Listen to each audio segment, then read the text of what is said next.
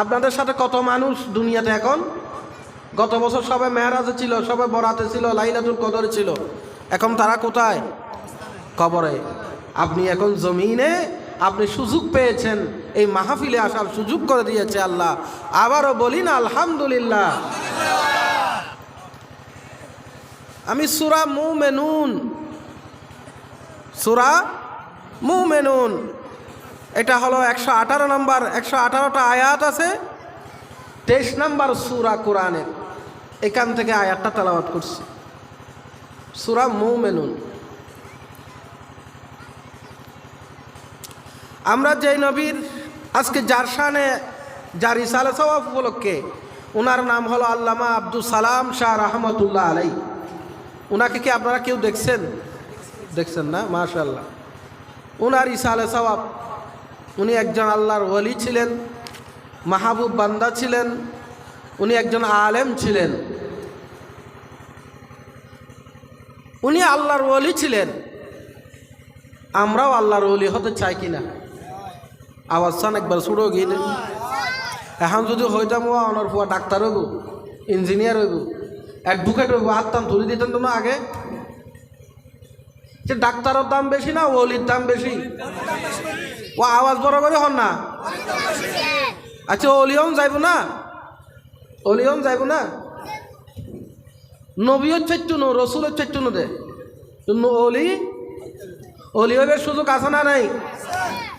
আপনি যদি মনে মনে আল্লাহর কাছে দোয়া করেন সব সময়, আল্লাহ তুমি আমাকে তোমার মাহবুব বান্দা হিসেবে কবুল করো, তুমি আমাকে ওলি বানায়া দাও, তুমি আমাকে বেলায়ত দান করো, আপনি দোয়া করতে থাকেন না আর তাকওয়া অর্জন করতে থাকেন, আল্লাহ আপনাকে ওলি এটা বানাইয়া দেবেন। আজকে ওলি কিভাবে হবেন, ওলি কিভাবে হবেন সেটার ওয়াজ কি? ওলি কিভাবে হওয়া যায়? কত ওলির আলোচনা আমরা করি, কিন্তু কখনো একদিন নিজে সন্দেহ করে নাই যে আমিও একজন আল্লাহর ওলি হয়ে যাব। প্রিয় হাজরিন, সূরা মুমিনুন থেকে আয়াতে কারিমা, এখানে আল্লাহ তাআলা 8টা বৈশিষ্ট্য মুমিনদের জন্য দিয়েছেন। এই 8টা বৈশিষ্ট্য যদি আমরা অর্জন করতে পারি, আলহামদুলিল্লাহ আমরাও আল্লাহর ওলি হয়ে যাব। বলেন সুবহানাল্লাহ। আল্লাহ পৃথিবীর মানুষগুলোকে 3 ভাগে ভাগ করছেন। বলেন কয় ভাগে? আঙ্গুলটা তুলে দেখান, কয় ভাগে? 1 ভাগ হলো কাফের। বলেন 1 ভাগ কি? আরেক ভাগ মুমিন। আরেক ভাগ কি? আরেক ভাগ হলো মুনাফিক। আরেক ভাগ, আল্লাহ 3টা সূরা কোরআনে নাযিল করছে। একটা সূরা মুমিনুন, সূরা কাফিরুন, সূরা মুনাফিকুন। বলেন তো কয় ধরনের সূরা আছে? একটা সূরা মুমিনুন, সূরা কাফিরুন, সূরা মুনাফিকুন। আজকে আমি সূরা মুমিনুন থেকে বলবো, আল্লাহ তুমি আমাদেরকে আল্লাহর ওলি হিসাবে কবুল করে নিও। এই আলোচনা শুনবেন, আমল করার চেষ্টা করবেন, পরিবারকে শোনাবেন। এগুলো যদি করতে পারেন, ইনশাআল্লাহ আল্লাহ আপনাকে আল্লাহর ওলি হিসাবে কবুল করে নেবে। নবীজির দরবারে সাহাবায়ে কেরাম উপস্থিত। আল্লাহর হাবিব আল্লাহ তাআলার দরবার দোয়া করছেন। দোয়া কি? দোয়া। আল্লাহর হাবিব প্রিয় নবী হুজুর মুহাম্মদুর রাসূলুল্লাহ সাল্লাল্লাহু আলাইহি ওয়াসাল্লাম দোয়া করছেন, আল্লাহুম্মা জিদনা ওয়ালা তানকুসনা ওয়া আকরিমনা ওয়ালা তুহিন্না ওয়া আতিনা ওয়ালা তাহরিমনা ওয়া আসিরনা ওয়ালা তুসির আলাইনা। আল্লাহ তোমার কাছে দোয়া করছি, আল্লাহ রাব্বুল আলামিন, আল্লাহুম্মা জিদনা, আল্লাহ আমাদেরকে বাড়িয়ে দাও, ওয়ালা তানকুসনা, কমিয়ে দিও না, ওয়া আতিনা, আল্লাহ আমাদেরকে দান করো, ওয়ালা তাহরিমনা, আল্লাহ আমাদেরকে বঞ্চিত করে দিও না, আল্লাহ আমাদেরকে পশ্চাৎগামী করিও না, আল্লাহ আমাদেরকে সম্মুখ পানে রাখো, আল্লাহ তুমি আমাদের উপর রাজি হয়ে যাও, আল্লাহ আমরাও তোমার উপর রাজি হয়ে গেলাম। চিৎকার দিয়ে বলুন সুবহান। আল্লাহর নবী দোয়া করতে করতে দোয়া শেষ করলেন, সাহাবায়ে কেরাম আমিন আমিন বলতে লাগলেন। মুনাজাত শেষ হয়ে গেল, আল্লাহর হাবিবের চেহারা মুবারক লাল হয়ে গেল। নবীজি কি সুন্দর সুন্দর মানুষ, যখন চেহারাটা লাল হয়ে গেল হঠাৎ করে আল্লাহর নবীর চেহারা মুবারক থেকে ঘাম ঝরছে, বিন্দু বিন্দু ঘাম ঝরছে। সাহাবায়ে কেরাম বলছে নবীজির কপাল মুবারকে ঘাম মুবারক এমন নূরে ঝকমক ঝকমক করছে, মনে হচ্ছে এগুলো ঘাম না, যেন একটা মণি মুক্তা চকচক করছে। আল্লাহর হাবিবের চেহারা লাল হয়ে গেল। আর সাহাবীরা বলছেন নবীর কান মুবারক থেকে গুনগুন আওয়াজ শোনা যাচ্ছে, যেন মনে হচ্ছে নবীর কান দিয়া যেন কেউ কথা বলতেছে, কিন্তু কাউকে দেখা যাচ্ছে না, কিন্তু নবীর কানে যেন কেউ কানে কানে কথা বলছে, আমরা কেউ দেখছি না। নবী একেবারে নীরব হয়ে গেল, নিস্তব্ধ হয়ে গেল, কারো সাথে কথা বলে না। হঠাৎ করে নবী স্বাভাবিক হয়ে গেলেন।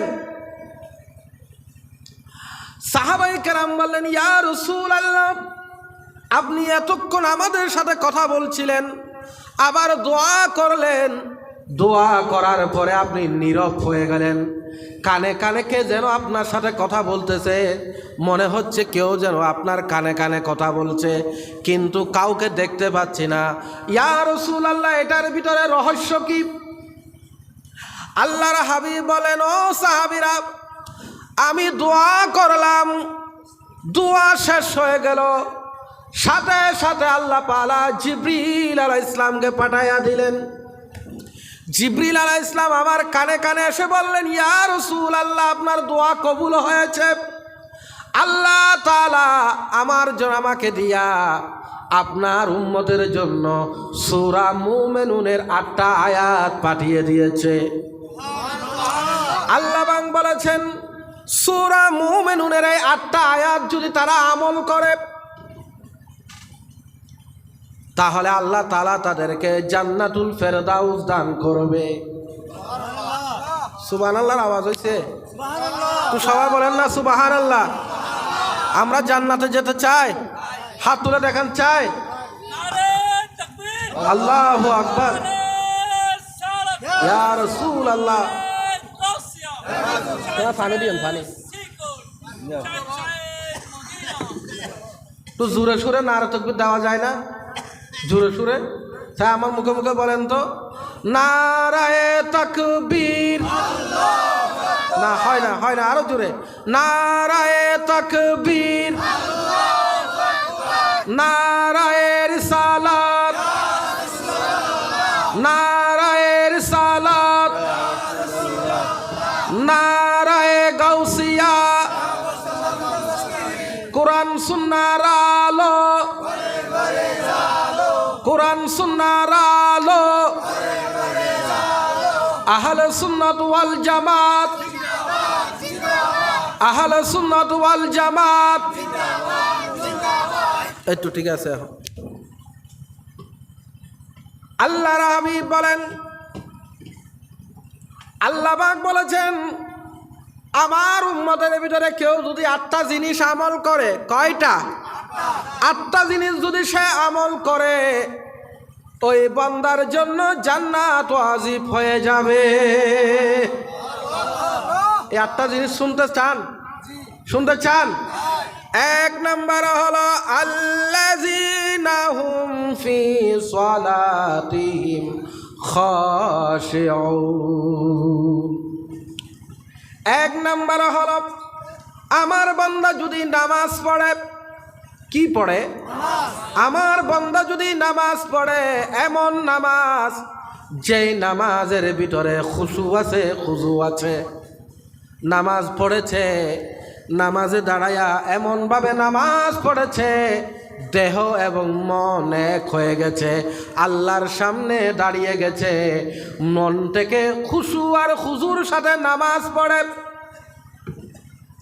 কিছু মানুষ নামাজ পড়ে, শরীর হলো মসজিদে, মনটা হলো বাজারে, আসা না নাই? শরীর হলো মসজিদে, মনটা হলো ক্ষেত খামারে, মনটা হলো বাজারে বাজারে, ঘরে বাড়িতে দৌড়াচ্ছে। আল্লাহ পাক বলে এমন নামাজ না, যেই নামাজ পড়লে মেরাজ হয়ে যাবে, এমন নামাজ পড়তে হবে। হযরত আলী রাদিয়াল্লাহু তাআলা আনহু নামাজ পড়তেন, আমরাও নামাজ পড়ি। আমরা যখন নামাজ পড়ি আমাদের মনটা ঘুরে বেড়ায়। হযরত আলী রাদিয়াল্লাহু তাআলা আনহু নামাজ পড়তেন, তিনি যখন নামাজে দাঁড়াতেন তিনি নামাজের মধ্যে একাকার হয়ে যেতেন। কেমন নামাজ পড়তেন? হযরত আলী রাদিয়াল্লাহু তাআলা আনহু এক যুদ্ধের মধ্যে তীর লেগেছে গায়ে। তীরটা কেমন? তীরটা ঢুকানো সহজ, কিন্তু বের করা, সাহাবায়ে কেরাম অনেক চেষ্টা করলেন, কিন্তু যখনই বের করার চেষ্টা করে আলী চিৎকার মেরে ওঠে। অনেক চেষ্টা করার পরও তীর বের করতে পারে না। হযরত আলী রাদিয়াল্লাহু তাআলা আনহু বললেন, তোমরা একটা কাজ করবা, আমি যখন নামাজে দাঁড়ায়া যাব তখন তো আমি আল্লাহর জন্য একাকার হয়ে যাই, ওই সময় তোমরা তীরটা বের করে নিও। হযরত আলী নামাজে দাঁড়িয়ে গেলেন। হযরত আলী রাদিয়াল্লাহু তাআলা আনহু যখন কেরাত শুরু করলেন, নামাজের ভিতরে একাকার হয়ে গেলেন। আর সাহাবায়ে কেরাম মুহূর্তের মধ্যে তীরটা টেনে বের করে ফেললেন। হযরত আলী চিৎকার করলো না, উফ শব্দ পর্যন্ত করলো না, চিৎকার দিয়ে বলুন সুবহানাল্লাহ। এমন নামাজ পড়ত। ও আমার কাতারিয়ার ভাইরা, বড়ইতলির বাবারা ভাইরা, নামাজ কিভাবে পড়বেন? আপনি যখন নামাজে দাঁড়াবেন, এই রে ভাই লাগবে না, লাগবে বসে যান, আপনারা বসেন, আর কিচ্ছু লাগবে না রে ভাই, একটু পানি দেন, পানি পানি নিচ্ছেন না? আচ্ছা এদিকে একজন বসো, তুমি এখানে বসো, এখানে বসো।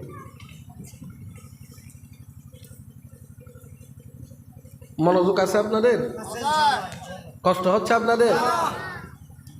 শোনার তৌফিক দান করুন আল্লাহ, এগুলো আমল করার তৌফিক দান করুন। হুজুর হুজুর অনেক দূর থেকে চলে আসছে, আপনাদের জন্য আসছে। যে এই যে কি খেদমত, সারাদিন মাদ্রাসায় খেদমত করছে, সারাদিন মাদ্রাসায় ছিল, আবার আপনারা ওনাকে সভাপতি করছেন যে এই দায়িত্ব পালন করতে গিয়ে উনি সব কিছু সারাদিন কষ্ট শ্রান্ত হয়ে ক্লান্ত হয়ে আবার আমার সাথে মাহফিলটার রৌনক বৃদ্ধি করার জন্য উনি মাহফিলে চলে আসছেন। এত দূর থেকে এখানে এসে বসে আছেন। আপনারা তো সবাই এখানে আশেপাশে মানুষ, আগাগোড়া।